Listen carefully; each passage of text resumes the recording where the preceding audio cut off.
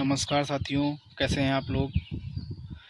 मैं वीरेंद्र मौर्य आज आप लोगों के बीच उपस्थित हुआ हूं विश्व पर्यावरण दिवस पर। सबसे पहले आप सबको हार्दिक बधाई। साथियों, पर्यावरण जो शब्द है सही मायने में भूमि, जल, वायु, वनस्पति, पेड़ पौधे, जीव जंतु, मानव सबका समावेश जो होता है, सबसे मिलकर जो बना है वही पर्यावरण है। और इसको बचाने की जिम्मेदारी हम सब की है। हम सब की नैतिक जिम्मेदारी है कि इस पर्यावरण की सुरक्षा हम सब करें। आज पूरी दुनिया ग्लोबल वार्मिंग पे विचार कर रही है, संघर्ष कर रही है, लोग चर्चा कर रहे हैं। पर्यावरण में कुछ चीज़ें ऐसी हैं वर्तमान में जिससे हमारा आसपास का परिवेश जो है वो नष्ट हो रहा है। उनमें प्रमुख रूप से सबसे पहले तो जनसंख्या वृद्धि है और औद्योगिकरण, जो फैक्ट्रियां हैं, कल कारखाने हैं, उनकी चिमनियों से निकलता हुआ धुआं, उससे हमारे पर्यावरण को बहुत नुकसान पहुंच रहा है। बढ़ते शहरीकरण की वजह से भी हमारे पर्यावरण को बहुत नुकसान हुआ है। जब शहरों का निर्माण होता है तो लोग अपने आसपास के पेड़ पौधों को काट देते हैं और इस तरह से भी हम पर्यावरण का नुकसान कर रहे हैं। संयुक्त राष्ट्र संघ ने 5 जून 1974 को सबसे पहले विश्व पर्यावरण दिवस मनाया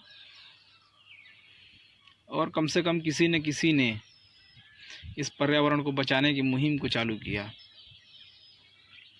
आज दुनिया के लगभग सभी देश पर्यावरण को बचाने की मुहिम चला रहे हैं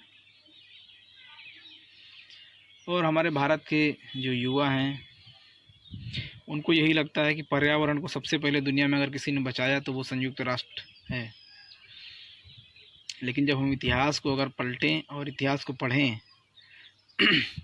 तो अब के 2300 वर्ष पहले जब सम्राट अशोक महान का साम्राज्य था, सम्राट अशोक महान ने अपने दिल्ली के शिलालेख में, दिल्ली के एक अभिलेख में जो टोपरा में स्थित है वहाँ पे लिखवाया है कि जीव जंतुओं की हत्या पर उन्होंने प्रतिबंध लगाया है। और उन्होंने उस समय, अब के 2300 वर्ष पहले, सड़क के दोनों तरफ किनारे पेड़ पौधे और पेड़ों में भी फलदार छायादार वृक्ष, ऐसा उन्होंने अभिलेखों में लिखवाया है कि फलदार छायादार वृक्ष लगवाए।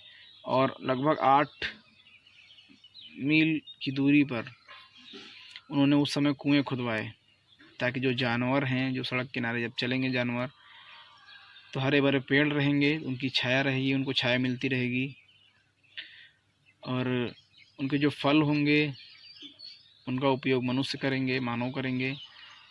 और 8-8 मील पे जो कुएं हैं उससे मनुष्य और जानवर दोनों उसका पानी पिएंगे। सम्राट अशोक ने उस समय भारत में नहीं, भारत के बाहर विदेशों में, यहाँ से यूनान, मिस्र तक उस समय औषधियों को भिजवाया और वहाँ रोपित भी करवाया। तो इतने महान और इतने दूरदर्शी सम्राट अशोक भारत में हुए जिन्होंने अब के 2300 वर्ष पहले पर्यावरण की गंभीर समस्या को समझा और उस समय पर्यावरण को बचाने के लिए उन्होंने काम किया। वर्तमान सरकारें हैं पूरी दुनिया की, जो वैज्ञानिक हैं, शोधकर्ता हैं, पर्यावरण को बचाने के लिए वो लोग आज जो चीज़ें सोच रहे हैं उसको अब के 2300 वर्ष पहले सम्राट अशोक महान ने इस चीज़ को समझा और पर्यावरण को बचाने के लिए उन्होंने उस समय मुहिम चलाई। अब सोचिए, आज हमारे सरकारें प्रयास कर रही हैं कम से कम प्रदूषण हो, कम से कम पेड़ पौधों को नष्ट किया जाए। और आप दूर दूर तक चले जाइए, आज भी आपको सड़क के दोनों तरफ किनारे हरे भरे पेड़ पौधे सब जगह नहीं मिलेंगे। कुछ जगह की बात अलग है। तो एक बार फिर मैं आप सबको पर्यावरण दिवस की बधाई देता हूँ। और अगर आपने अब तक हमारे YouTube चैनल वीरेंद्र मौर्य को सब्सक्राइब नहीं किया है तो हमारे चैनल को अभी सब्सक्राइब कर बेल आइकन ज़रूर दबाएं ताकि हमारे वीडियो आप तक सबसे पहले पहुँचे। और पर्यावरण के जनक महान सम्राट अशोक महान को नमन करते हुए अपनी बात को समाप्त करता हूँ।